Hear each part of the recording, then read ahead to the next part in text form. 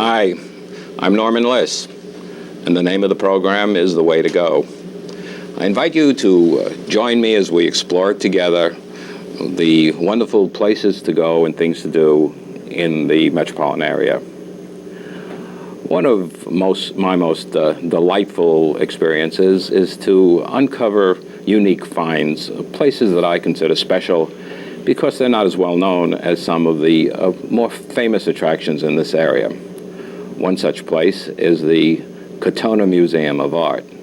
My guest today is George King, the director of the Katonah Museum.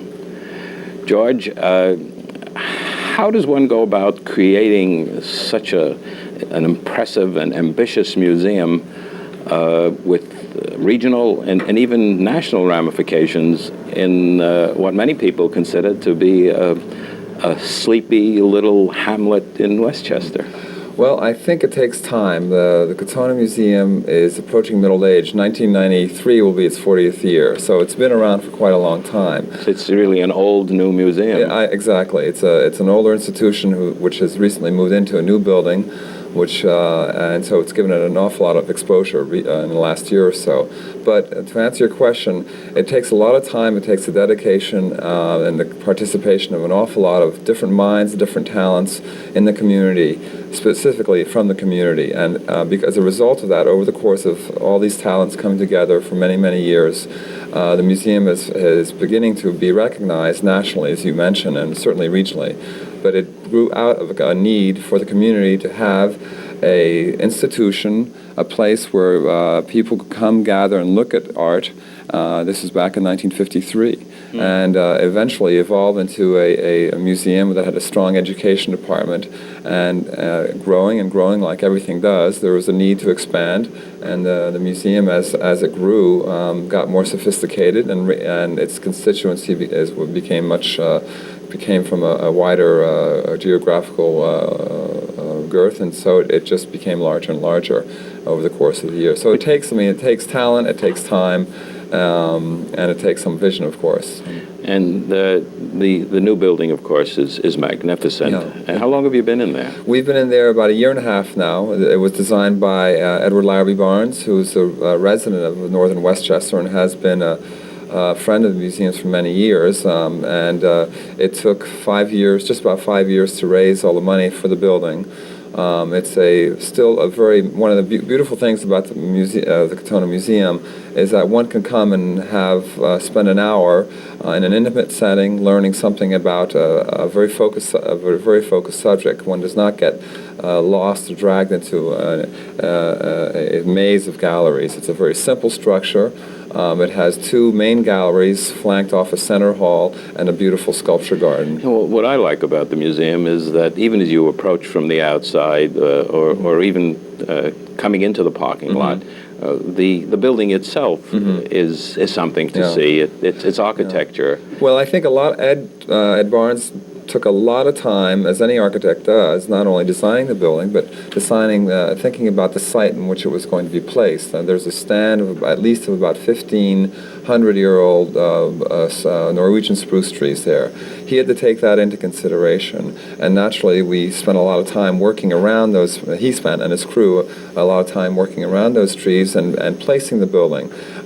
We also have to remember that it's on Route 22 in a residential area. So one of the ends of the building is against the road. That is to say, you don't see the longer feature of the building. You see a more residential side of it. So it doesn't overcome or overtake the neighborhood at all. And it has a great cleanliness about it. It's clean. You come in the entrance, and you come into the entranceway, and it's just great. It's so clean and white and open. Yeah. And well, it's meant like, and Ed Barnes has designed many museums, I think, very successfully. I think he's very good at that. I think it's one of his strengths.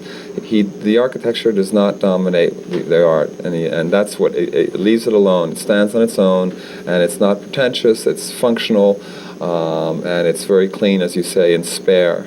but yet it's a wonderful place to have all sorts of exhibitions. And you talk about two exhibit rooms, but actually you have a third, which could hardly be called a room, which is the garden. Yeah, the sculpture garden, which in it itself has a beautiful stand of trees, and the museum, sculpture is certainly an area that we've been unable to focus on in our old space. So before we moved to the new building, we just didn't have the facility for it, but now we do, and the museum has mounted several important exhibitions of sculpture, focusing on not only several artists at once who on a particular theme, but on one artist such as George Rickey we had last year. I was very impressed with the George Rickey exhibit, and those people who are not familiar with him, he's just these great, huge, moving, kinetic sculptures. And in the garden where the wind was able to make it move, it was particularly impressive. Exactly. And who came up with the idea of doing one sculpture suspended from the trees outside? Was that outside the museum grounds? That's right. Well, I was on the museum land, but it was outside the wall, if you will, of the museum. That was actually George came down himself. He lives in Chatham, not far away from here, from Westchester, and he came to the museum and absorbed the architecture, absorbed the land as any artist would, and decided he wanted to make one specific sculpture for that tree, and it was a hanging plane, and that's what he made, and it was a hanging blade, I should say. Yes. And he wanted to have his work go beyond the boundaries of the museum, and I think it worked very well. I think it was very successful. Yes, and what I like also is the friendliness of the people who are there.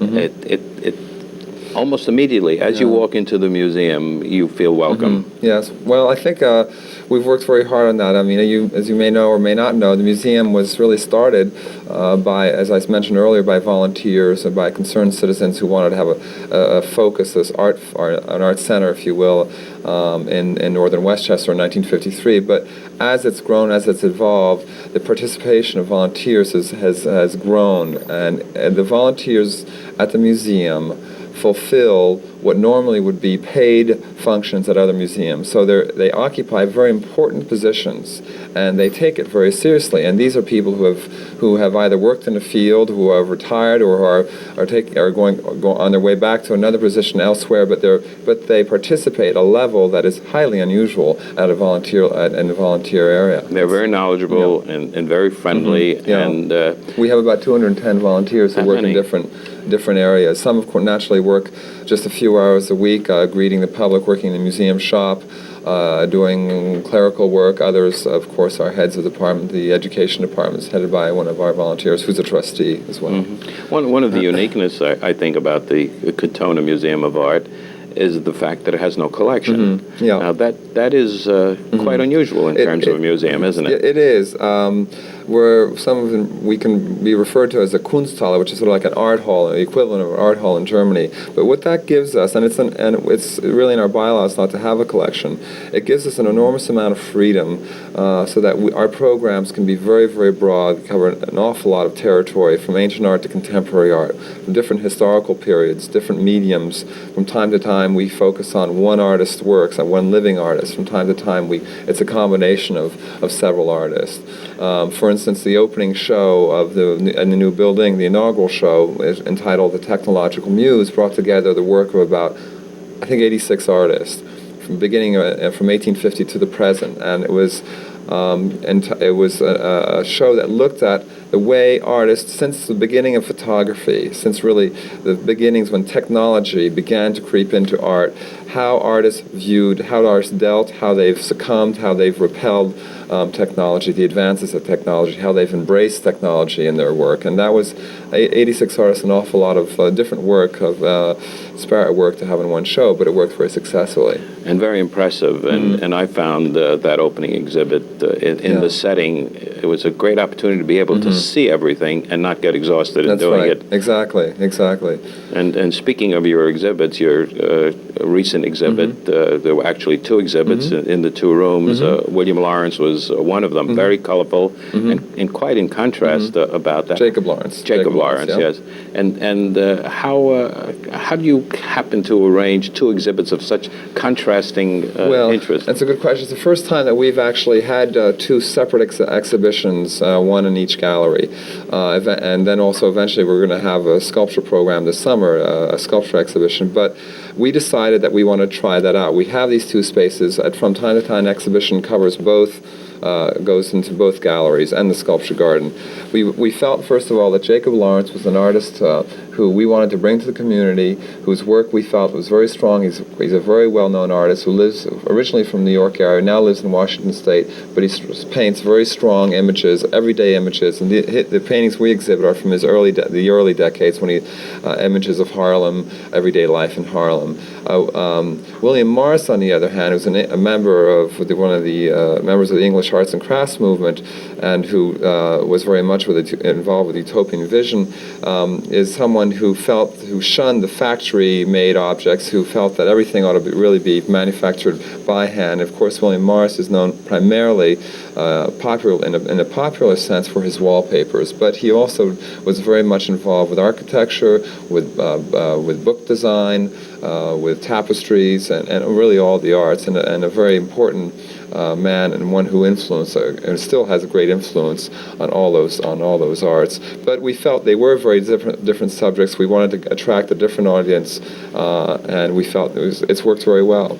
And how does one go about putting an exhibit together, and how far ahead do you plan? We have to plan a minimum of 2 years ahead of time, and we are in some cases, up to 4 years, depending on the complexity of the project. And how exhibitions are planned is we have an exhibition committee. Ideas are generated internally, or proposals are received from external sources, from external curators. We look at our exhibition schedule, and we try to balance it. That is to say, we don't want to have too much on the contemporary side. We want to have some 19th century. We like to have some furniture design, etc. We try to make it very balanced, looking at all the arts and all historical periods and all mediums.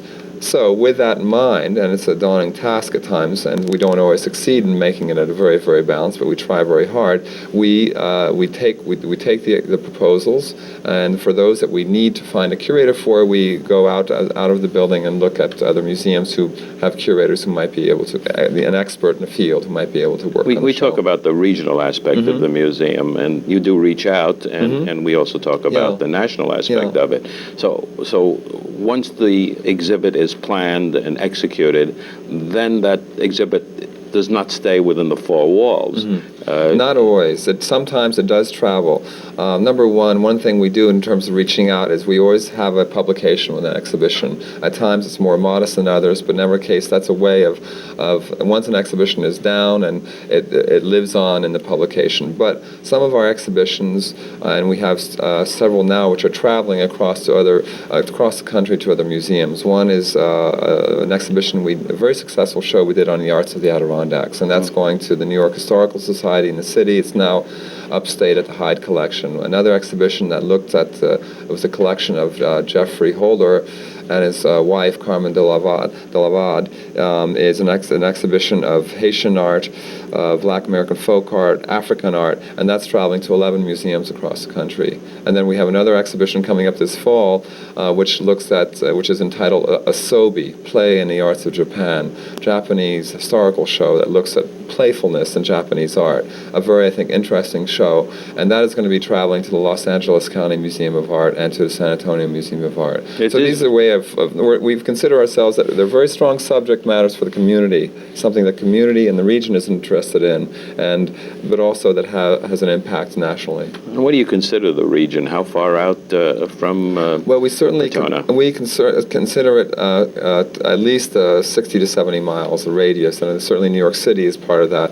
But that's the immediate region, and then, of course, the northeast corridor up to Boston. And that involves bringing in groups from various schools? Yes. The schools, the school program at the museum really is more is more works directly with Westchester and some of Fairfield County as well. Schools, we have 85 member schools who pay a fee of $75 a year. They can come to the museum as many times as they wish to take advantage of the in-museum school program we have. It's a very sophisticated one that is developed for each exhibition for each grade level.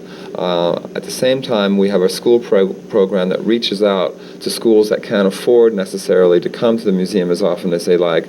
And with those, we send some members of our education department projects such as a traveling museum and a project that is funded in part by General Foods, Kraft General Foods, that sends a modular museum that looks at the elements of art to those schools, that is set up in a schoolroom, common area, and then our education department goes down to the school and works with the school teachers on how they can impart the knowledge from that to their students.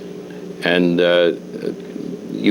do you have parents coming into the museum a lot with children on their own? Yeah, we do. On weekends especially, we have parent-child workshops that are held on Saturday mornings, and those are very successful, usually always sold out. And we really can't run enough of those, but we do have those primarily on weekends. I think a lot of the children come to the museum during the week with their school, and then go home and tell their parents about it, and therefore the parents come to the museum as a result of their child's visit, which is exciting, and it's an interesting way of thinking about it. And it certainly isn't a difficult place to find, because coming up 684 and off at exit 6 across on Route 35. Exactly. And then almost within a half a mile, turning south on 22, and That's there's the museum on your left. And that stretch of Route 22 we're calling Katonah Arts Mile, and it's an association that 3 institutions formed, and that's the Katonah Museum, the John Jay Historical site, and also Caramore Center for Music and the Arts. We've just formed this association that entitled Katonah Arts Mile, that is intended to make us more visible, of course, and to encourage people to visit each site along this country mile. We're only a mile and a half apart from each other, so people ought to visit 3 sites at once. And one of the uniqueness about the Katonah Museum is the fact that there's no admission charge. Yeah, we're free. We make that clear, and it's a very important part of our mission, just to be free to anybody, so we're accessible to anybody. Anybody can come to the museum at any time. How are you able to sustain that? Well, we do it really through the typical funding sources that we go after to support ourselves, from foundations, from corporations, and from individuals, and we have a large membership base. And we somehow manage to do that. And also we have a museum shop which is opened in the new building, which we're able to have in the new museum, which helps us quite a bit raise with some of our earned revenue to help us have free admission. And benefits. There are a number of different forces that contribute to our free admission policy. And of course the shop is staffed by volunteers. It's staffed by volunteers, exactly. And it does have a staff member that is a liaison with the staff, but it is run by the trustees and volunteer trustees. Trustees who are volunteers, I should say. Yes. But they're exceedingly professional, and the shop is stocked with merchandise and literature that has to do with our changing exhibition. So the merchandise changes frequently, every 8 to 12 months, whenever our exhibitions change, which is about a minimum of 8 months, 8 weeks to 12 weeks, I should say, not months. How one of the things that's important is to know when a new exhibit is coming in, and to find out about it. And I suppose there's a telephone number that people can call to find out the hours. Absolutely. And, we are open, it's 914-232-9555 is our general number, and we're open. The office hours are 9 to 5. You can call any time during those hours. And we're open, we're closed to the public on Mondays, and otherwise we're open Tuesday through Sunday, beginning at 1 o'clock, Saturdays at 10 o'clock, and we shut at 5. And our summer hours are going to be extended. We open at 12 instead of 1, and on Wednesday evenings we're going to be open till 8 p.m. And we have in the summer, because of the garden, some jazz concerts scheduled, so that should be exciting. Yeah, bringing in some music. it must be great working in that atmosphere, and I think it's interesting that you, with your background as a painter, are now working as an administrator. Yeah, well, it is. I mean, it's first of all, as you know, the building is fantastic. It's light filled, and the windows face north, so you feel as if you're in a studio, painting in your office, and you're in my office, and it's there's no question it's a wonderful place in which to work. The architecture and of course the energy that's given off by the different minds that are involved in the museum.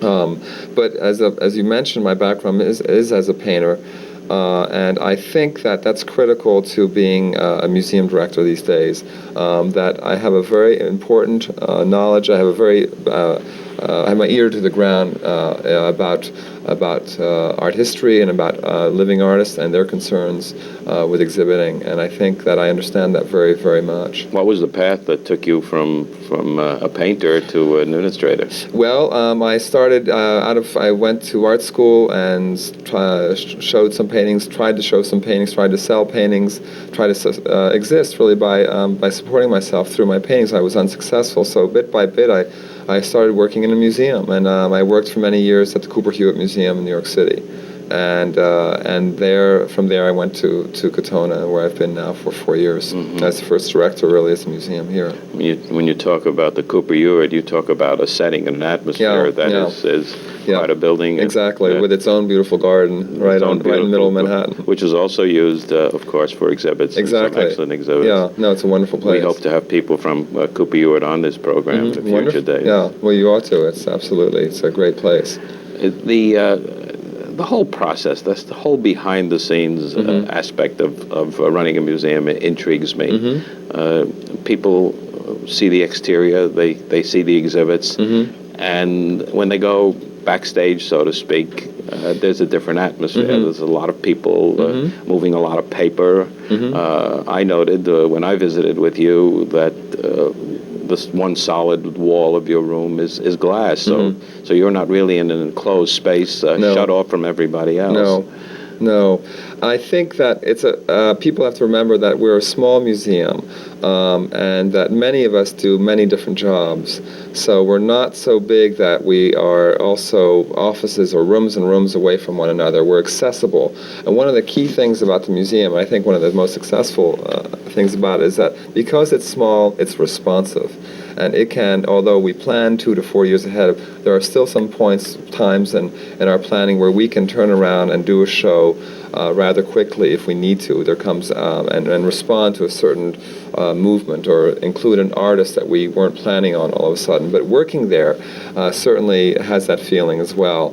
One has to, in a small museum, and certainly as director, I have to be receptive to all the different problems that occur today and be able to focus on them. But as you mentioned with the glass wall, after a while, people can see me. They're welcome to come in if they like, but if they don't knock or if they don't wave, I see them walking by. I really don't notice them, and I'm really focused very much on what particular project I'm doing then. And in setting up an exhibit, just staying with the behind-the-scenes approach now, you start with 4 walls and an opening, and then you decide what to do with that space. So you can break that space down, I assume, with partitions. You can break it down. One thing that's critical in a exhibition design, which can really make or break an exhibition, I think, is to have a good designer. And we have somebody, Art Clark is our exhibition designer, who for years has been designing our exhibitions, and I've been helping him, but he has also designed many exhibitions designs all the exhibitions for the IBM Gallery down in New York on 56th Street, and also has designed shows for other institutions across the country and a lot of New York museums, including the Whitney. So Arthur is critical. He talks to the curator, whomever that may be at a particular time, the exhibition coordinator, and understands the flow of how of the exhibition, how that person wants to see it exhibited. And from there, he takes it from there. And if we need more space, if we need to create more wall space, then we have to put up walls. If we have to create visual blocks, then we do that. If we need an open space, it really depends on what how the curator wants to see the show evolve from a visitor's point of view. and how he or she's as the subject matter will be presented. And Arthur, the designer, is key in that. There's no question. When you walk into a room, what do you see first? Do you see that enormous picture at the back of the wall, at the back of the room, or do you see this small little jewel of a painting? And what does the designer, what does the curator want you to see first? And that's very important in designing an exhibition. So there's a lot of work. There's a model that's made with all the objects, and actually make a three-dimensional model. Absolutely, yeah. Like a theater production. Exactly. It's exactly to the scale. same. To And so we have a whole model, several models of each room. And lighting plays an enormous important role. Exactly. And is that also done by the exhibit designer? Yes, by Arthur and myself. We both work on that. And you have. So I'm involved in all aspects of that as well. And so you have facilities available, I suppose, for flexible lighting, so that. Absolutely. With a new building, we have the equipment we have is wonderful, and it's very flexible, and it meets the we can have very low lighting, so that if we're borrowing fragile works on paper, they can be exhibited without any damage. So all the building is equipped with the best atmosphere control, lighting, equipment possible. Standard that we need to have, that the museum needs to have today in order to borrow all works of art. You mentioned the fact that the curator's role is very, very important in designing that and achieving what the curator wanted. To what extent are the artists involved with the exhibit? Assuming that they're still alive, of course. They are involved, very involved. Depends on the artist. If we are doing, for instance, we did the George Rickey show. I take that as another. Go back to that. George was there during the installation for 3 days, and so he was very involved. And there was a lot of give and take. We have a summer exhibition coming up this summer on contemporary drawings from Europe and America, and that is an exhibition of 60 artists. And that is going to be none of the artists will be there. So Arthur and I will be working on that. We do once a year a young artist exhibition, which is the outstanding work of senior high school students from our member schools, and that takes us for 1 week, and that happens once a year. It's a very strong exhibition, very strong community base.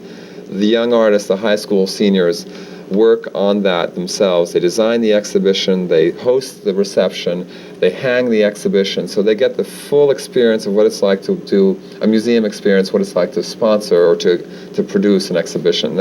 So those artists are involved. The key word in almost everything you do seems to be involvement. Involvement of volunteers, involvement of the staff, involvement of the schools, involvement of the artists, the curators. So it's really a great big group type of operation that you do, and it's an enormous amount of work to do that. Well, this has been fascinating discussion, and I certainly thank you for joining us and telling us about the Katonah Museum, and I encourage people to come and visit with you. My guest today has been George King, the director of the Katonah Museum. It has been a fascinating experience in discovering a wonderful find, and I encourage you all to visit the museum. I'm Norman Liss. Thank you for joining us, and enjoy yourself.